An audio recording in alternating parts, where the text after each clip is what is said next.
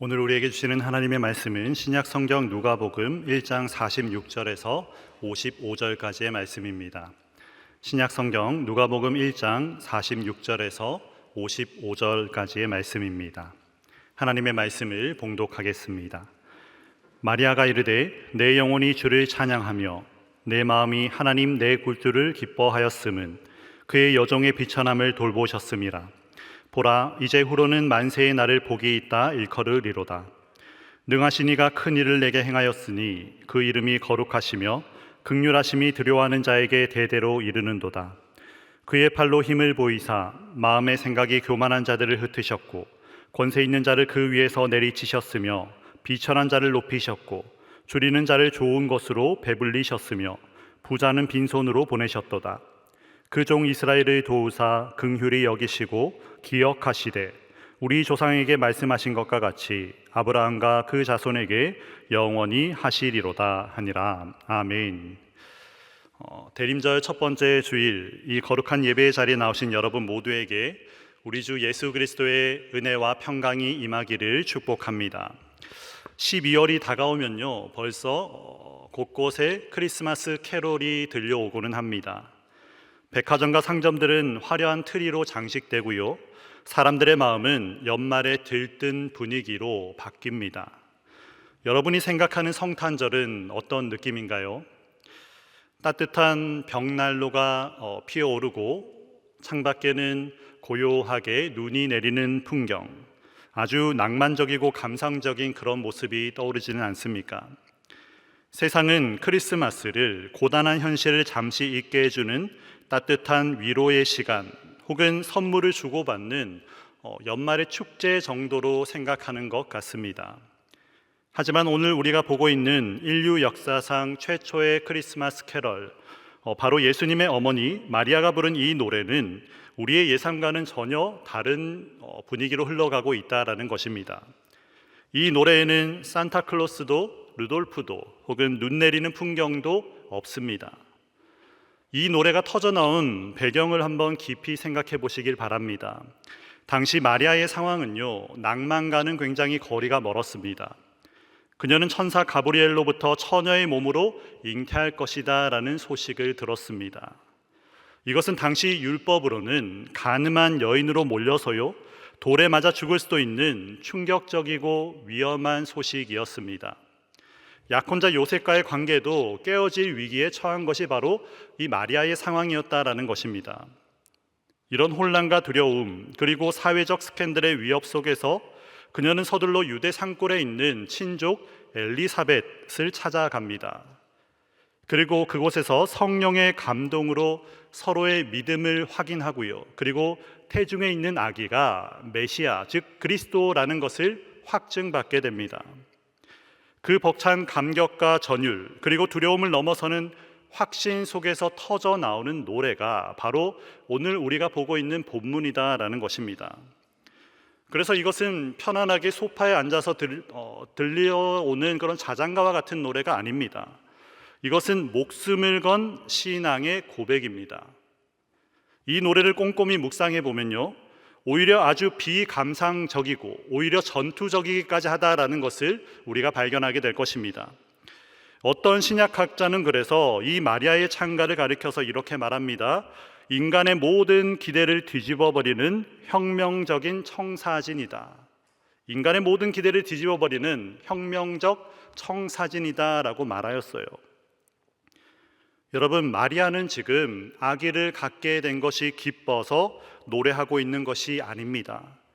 그녀는 자신의 몸을 통해서 하나님께서 시작하신 그 거대한 일, 즉 견고해 보이는 세상의 불의한 질서를 거꾸로 뒤집으시는 하나님의 거룩한 뒤집기를 깨닫고 목격하고요, 전율하면서 노래하고 있다라는 것입니다. 우리가 오늘 보고 있는 말씀이 바로 그런 노래입니다. 오늘 대림절 첫 주일을 맞이하면서 저는 여러분과 함께 마리아가 보았던 이 거룩한 뒤집기가 과연 무엇인지, 그리고 이 혁명이 저와 여러분의 구체적인 삶에 어떤 의미가 있는지 하나하나 살펴보도록 하겠습니다. 첫 번째로요, 마리아는 자기 자신에게 일어난 개인적인 뒤집기를 먼저 노래하고 있습니다. 우리 48절의 말씀을 다 함께 보도록 하겠습니다. 그의 여종의 비천함을 돌보셨음이라. 보라, 이제후로는 만세의 날을 복이 있다 일컬으리로다. 여기서 마리아는 자기 자신을 어떻게 표현하고 있나요?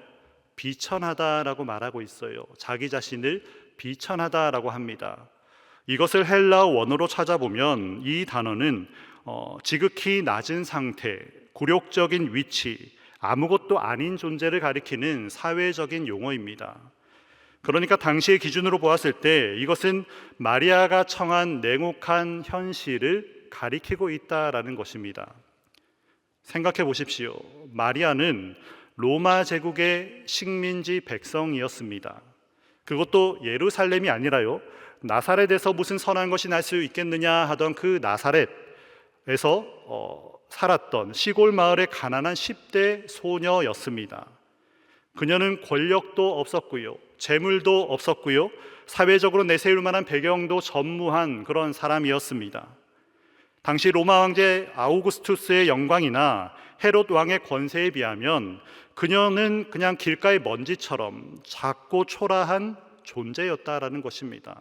정말 먼지와 같은 존재였어요. 세상의 눈으로 볼 때 그녀는 철저히 낮은 곳에 있는 사람, 아무런 영향력도 누구에게도 끼치지 못하는 그런 사람이었다라는 것입니다. 그런데 바로 여기에서 하나님의 첫 번째 반전, 첫 번째 뒤집기가 일어납니다. 온 우주의 왕이신 하나님께서 이 땅에 오시는데요, 로마 황실의 여왕이나 예루살렘 대제사장의 가문이 아니라 가장 비천한 이 시골 소녀를 선택하셨다라는 것입니다.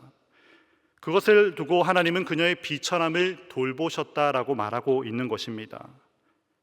돌보셨다라는 말은요, 하나님께서 그녀의 낮은 처지를 주목하여 보고 계시고 사랑의 눈으로 바라보고 계시다라는 것입니다. 그 결과가 무엇입니까? 이렇게 되어 있지요. 보라, 이제후로는 만세의 날을 복이 있다 일컬으리로다. 아무도 주목하지 않았던 이 비천한 여종이 이제는 온 인류 역사상 가장 존귀한 여인으로 뒤집혔다라는 거예요. 완전히 그 상황이 뒤집어졌습니다. 개인적인 상황이 저 아래에서 가장 위로 올라갔다라는 것입니다. 그렇습니다.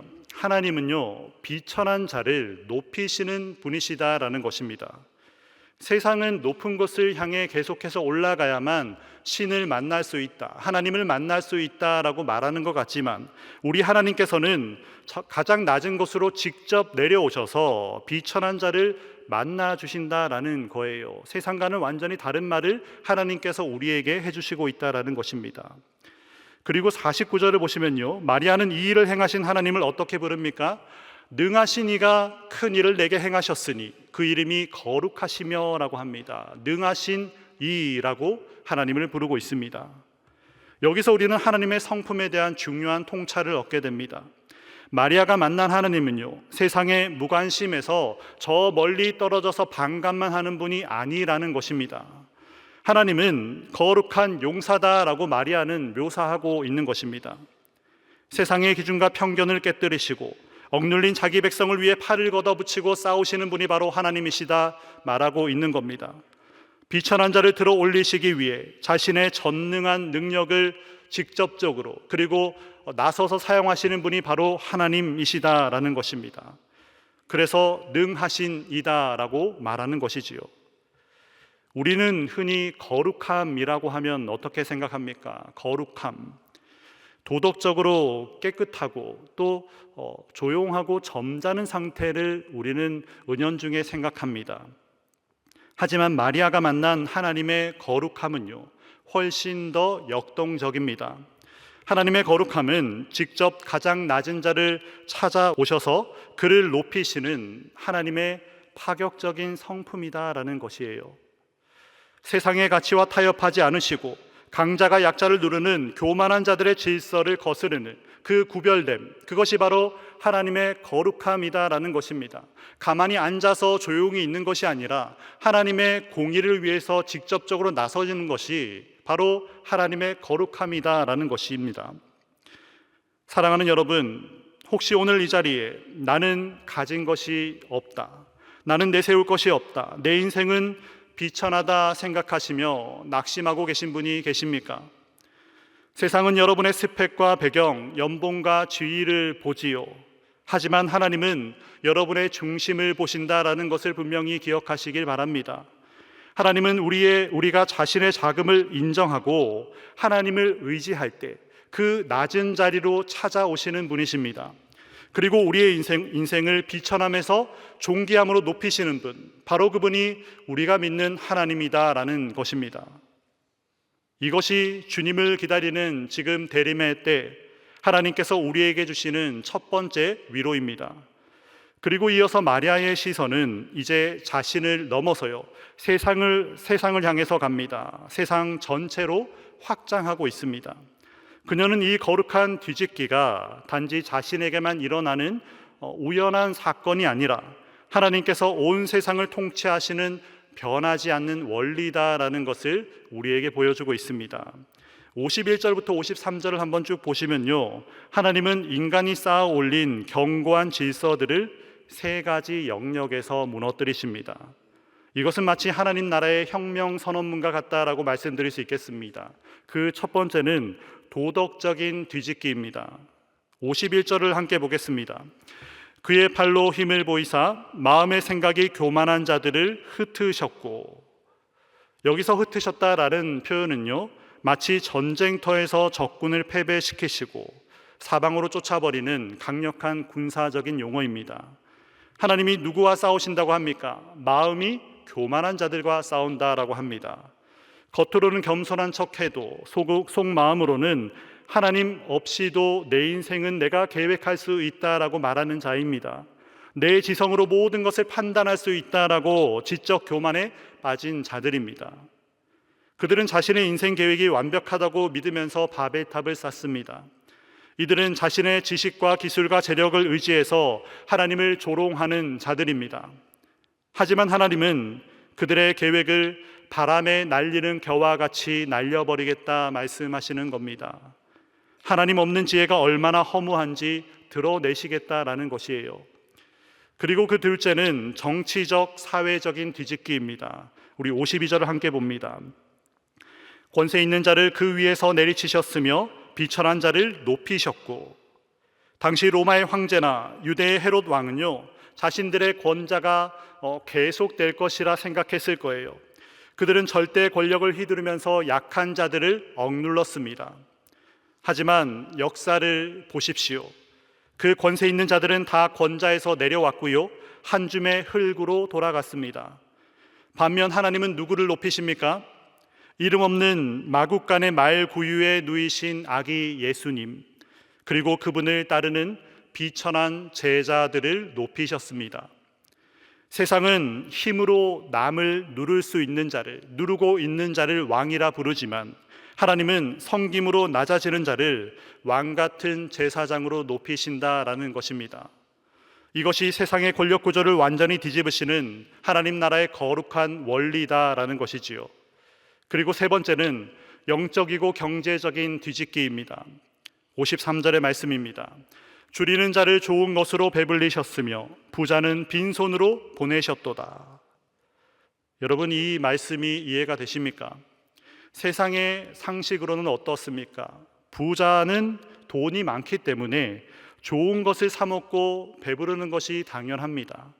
가난한 자는 돈이 없기 때문에 빈손으로 돌아가는 것이 당연합니다. 세상의 원칙으로는 그렇습니다. 그런데 하나님 나라는 정반대다라는 것이지요.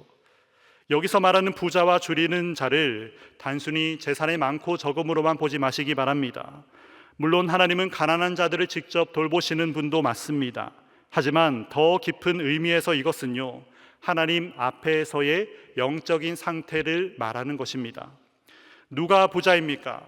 스스로 영적으로 배부른 자들입니다. 하나님, 저는 이 정도면 괜찮은 사람입니다. 저는 도덕적으로 살았고 교회 봉사도 많이 했고 성경 지식도 풍부합니다. 제 영적 통장에는 잔고가 넉넉합니다. 저는 남들에게 아쉬운 소리를 할 필요가 전혀 없습니다 라고 큰 소리 치는 자들입니다.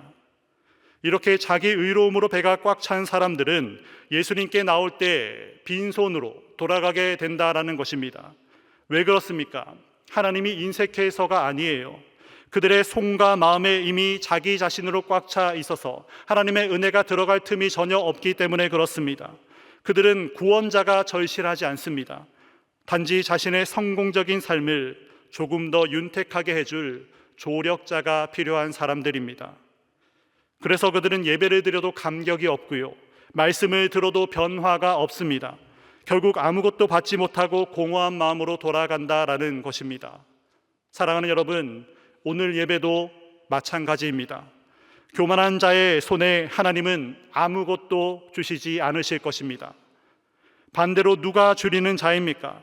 바로 자신의 영적 파산을 인정하는 사람들입니다. 주님, 저는 가진 것이 없습니다.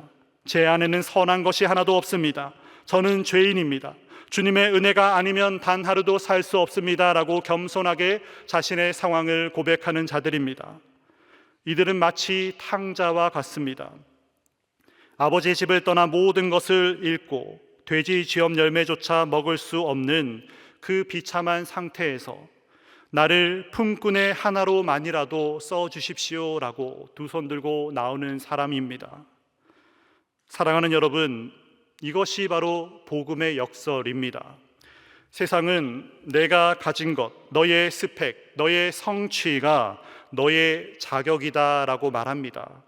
하지만 하나님은 너의 빈 마음, 너의 가난한 심령이 하나님의 은혜를 담을 수 있는 거룩한 그릇이다라고 말씀해주고 있는 것입니다.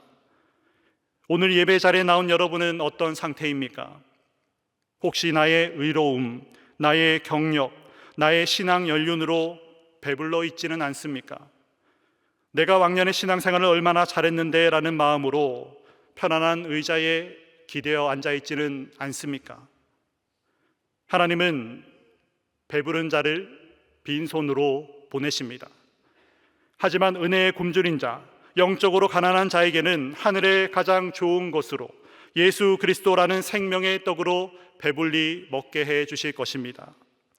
이것이 하나님 나라의 거룩한 뒤집기의 두 번째 의미입니다. 마지막 세 번째로, 마리아는 이 모든 뒤집기가 오래된 언약의 성취다라는 것을 고백하고 있습니다. 54절과 55절을요 우리 다 같이 한번 읽어보겠습니다.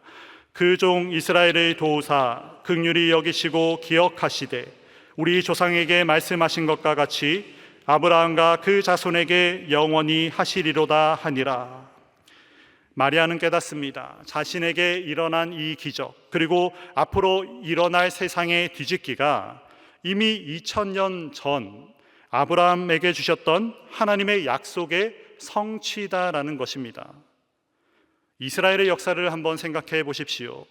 말라기 선지자 이후에 400년 동안 하나님의 말씀은 희미해졌습니다.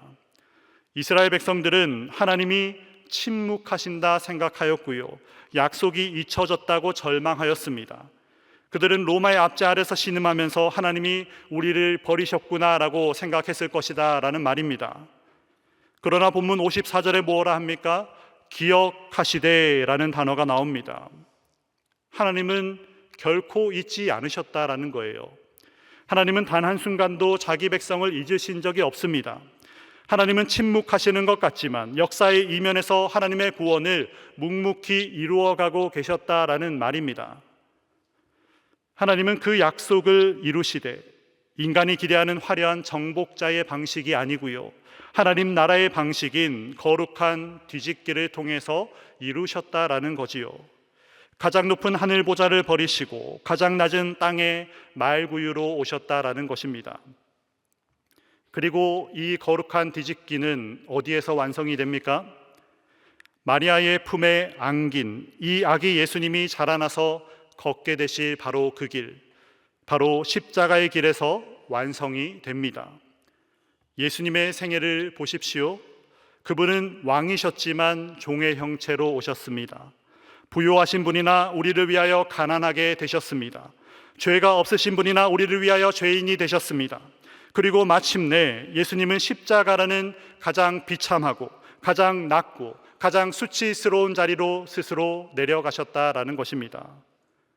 세상은 그 십자가 보면서 실패하였다고 조롱하였습니다. 남은 구원한다고 하면서 자기는 구원하지 못하냐라면서 비웃었습니다. 제자들도 다 도망갔습니다. 겉으로 보기에 그것은 완벽한 패배였고요, 죽음이 승리한 것처럼 보였습니다. 그러나 여러분, 바로 그 순간에 인류 역사상 가장 위대한 뒤집기가 일어났다라는 것입니다. 하나님은 그 십자가 죽음을 통해 사망 권세를 깨뜨리시고 그 사망을 생명으로 바꾸셨습니다. 죄인인 우리가 받아야 될 저주를 예수님이 대신 받음으로 우리에게 영원한 복을 주셨습니다. 가장 약해 보이는 십자가가 사실은 죄와 사탄을 이기는 가장 강력한 하나님의 능력이었습니다. 죽임당하신 어린 양이 사실은 완벽하게 승리하신 사자였다라는 것입니다.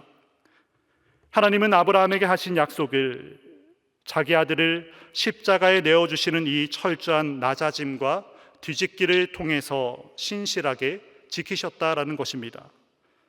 이것이 바로 우리가 대림절에 기다리고 있는 예수 그리스도의 복음입니다. 사랑하는 여러분, 우리의 삶에도 이해할 수 없는 침묵의 시간이 있지요. 약속이 더디 이루어지는 것 같고 상황은 점점 나빠지는 것 같은 때가 있습니다. 그러나 십자가를 기억하십시오. 신실하신 하나님을 기억하십시오. 약속을 주시고 그 약속을 반드시 이루시는 하나님을 기억하십시오. 죽음조차 생명으로 뒤집으시는 하나님께서 하나님의 때에 하나님의 방법으로 여러분의 상황을 반드시 역전시켜 주실 줄로 믿으시길 바랍니다. 이제 말씀을 맺습니다. 마리아의 창가는 단순히 아기를 기다리는 낭만적인 캐롤이 아니다라고 했습니다. 이것은 교만한 자를 꺾으시고 겸손한 자를 높이시는 하나님의 혁명 선언문이고 장차 십자가에서 이루어질 승리를 미리 보여주는 예언의 노래입니다. 마리아는 46절에서 이렇게 노래를 시작했어요. 내 영혼이 주를 찬양하며, 내 영혼이 주를 찬양하며. 여기서 찬양한다라는 말의 헬라어 원어는요, 메갈리노라는 단어입니다. 메갈리노라는 단어예요. 이것은 어떤 뜻이냐면 키우다, 확대하다라는 뜻입니다. 내 영혼이 주를 찬양하며가 내 영혼이 주를 크게 하며라는 뜻으로 이해할 수가 있다라는 것입니다. 여러분, 우리가 어떻게 온 우주보다 더 크신 하나님을 우리의 능력으로 더 크게 할 수 있겠습니까? 우리가 돋보기를 갖다 댄다고 해서 하나님이 커지겠습니까? 우리가 아무리 노력한다고 해도요, 하나님을 크게 만들 수가 없습니다. 그렇다면 이것은 무슨 뜻입니까? 어떤 분은 이것을 가리켜서 우리가 하나님을 망원경으로 보듯이 자세히 살펴보아야 한다라는 의미다라고 해석하더라고요. 우리가 밤하늘을 올려다보면 별이 보이지요. 우리 눈에는 그저 작은 점으로 보이지만 우리는 그 작은 점이 사실은 작지 않다는 것, 어마어마하게 크다라는 것을 잘 알고 있습니다. 우리가 망원경으로 하늘을 볼 때 비로소 그 별의 압도적인 크기와 영광을 간접적으로나마 살펴볼 수가 있습니다. 마찬가지로 우리의 삶에서 때때로 하나님이 너무 작게 보일 때가 있지요. 어쩌면 너무 자주 그렇습니다. 내 눈앞의 문제만 너무 커 보이고 하나님은 너무 멀리 계신 것만 같습니다. 이와 같은 때에 우리가 어떻게 하나님을 크게 확대할 수 있겠습니까? 어떻게 내 영혼이 주를 찬양할 수 있겠습니까?